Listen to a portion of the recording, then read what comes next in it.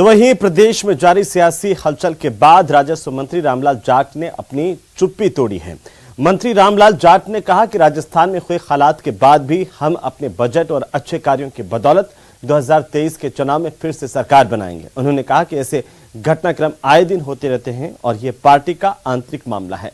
राजस्व मंत्री रामलाल जाट आज भीलवाड़ा में राष्ट्रपिता महात्मा गांधी और पूर्व प्रधानमंत्री लाल बहादुर शास्त्री की जयंती के मौके पर आयोजित रक्तदान शिविर में शिरकत करने पहुंचे थे। हमारे संवाददाता राहुल कौशिक ने उनसे खास बातचीत की है, आप भी देखिए।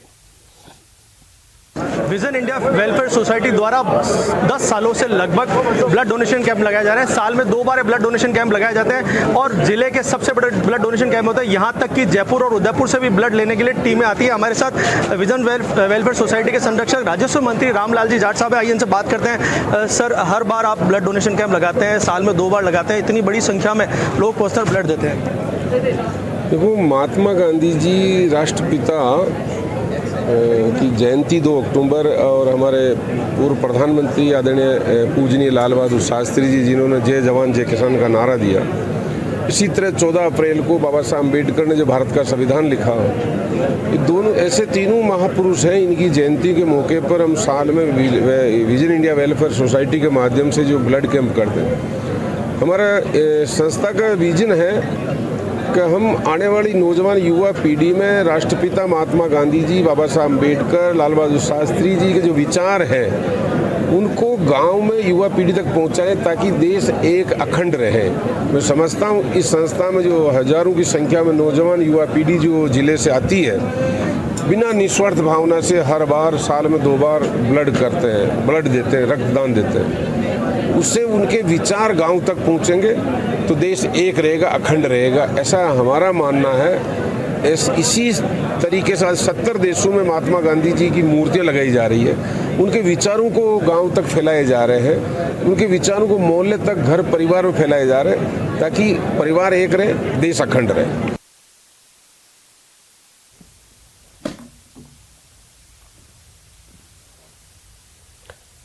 तो वहीं प्रबुद्ध जन सम्मेलन में हिस्सा लेने के लिए दौसा पहुंचे उपनेता प्रतिपक्ष राजेंद्र राठौड़ ने कांग्रेस पार्टी पर जमकर हमला बोला है। आपको बता दें कि राजेंद्र राठौड़ ने कहा कि आज सुबह मुख्यमंत्री ने बीजेपी पर हॉर्स ट्रेडिंग के आरोप लगाए हैं, लेकिन सिर्फ आरोप लगाने से काम नहीं चलेगा। उन्होंने कहा कि अगर उनके पास प्रमाण है तो वे चुप क्यों बैठे हैं। हमारे संवाददाता आशीष शर्मा ने राजेंद्र राठौड़ से खास बातचीत की है, आप भी देखिए। उपनेता प्रतिपक्ष राजेंद्र राठौड़ हमारे साथ हैं। सर, आज पूरे वैसे प्रदेश में सियासी संकट चल रहा है। आज सुबह गहलोत साहब का बयान आया कि 2020 के संकट के दौरान भाजपा ने, यानी आप लोगों की पार्टी ने हॉर्स ट्रेडिंग की और 10 से 20 करोड़ रुपए के विधायकों को प्रलोभन दिया। अगर गहलोत साहब के पास कोई प्रमाण है तो चुप क्यों बैठे हैं?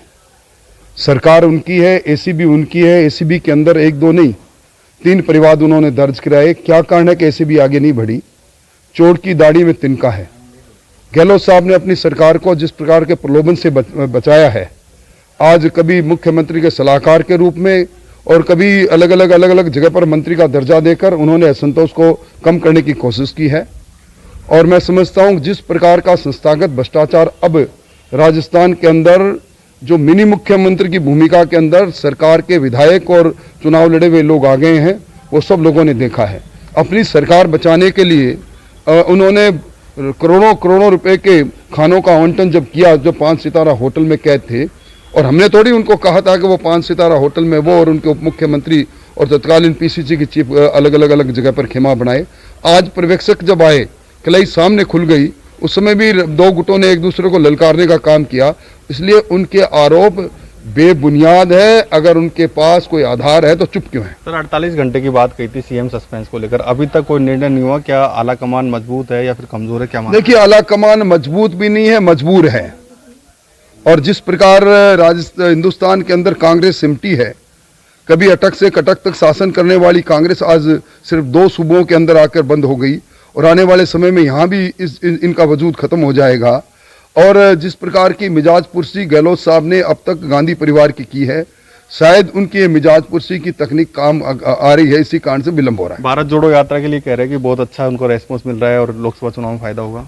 भारत जोड़ो नहीं, पहले कांग्रेस तोड़ो यात्रा तो बंद हो।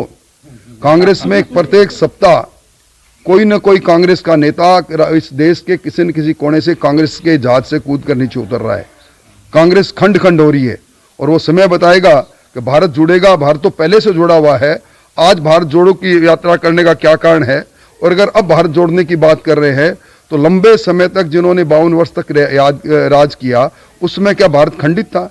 इस प्रकार के हास्यास्पद यात्राओं से कुछ निकलने वाला नहीं। सर अल्पमत में सरकार मान सकते हैं क्योंकि इस्तीफा दिया है। और देखिए, इस्तीफा अब गेंद पूरी की पूरी विधानसभा अध्यक्ष जी के पाले में है। वो अनिश्चित काल के लिए इस्तीफों पर को लंबित नहीं रख सकते हैं। उनको निर्णय करना चाहिए और उनके निर्णय के बाद क्या स्थिति बनती है उसके बाद संवैधानिक संकट की बात होगी। मध्यावधि चुनाव या राष्ट्रपति शासन क्या हो सकता है आपके अनुसार? देखिए, अगर इस्तीफा देते हैं तो फिर मध्यावधि चुनाव भी हो सकते हैं। पर अब मैं समझता हूँ रघुकुल रीत सदा चले आई वाला राजस्थान है और त्यागपत्र तो वापस लेंगे नहीं। बहुत बहादुर लोग हैं, इसलिए उनको निश्चित तौर पर अगर त्यागपत्र ले लिया तो फिर उसके बाद तो जो स्थिति राजनीतिक स्थितियां बदलेगी वो सामने आई जाएगी। आशीष शर्मा, न्यूज़ 18, दौसा।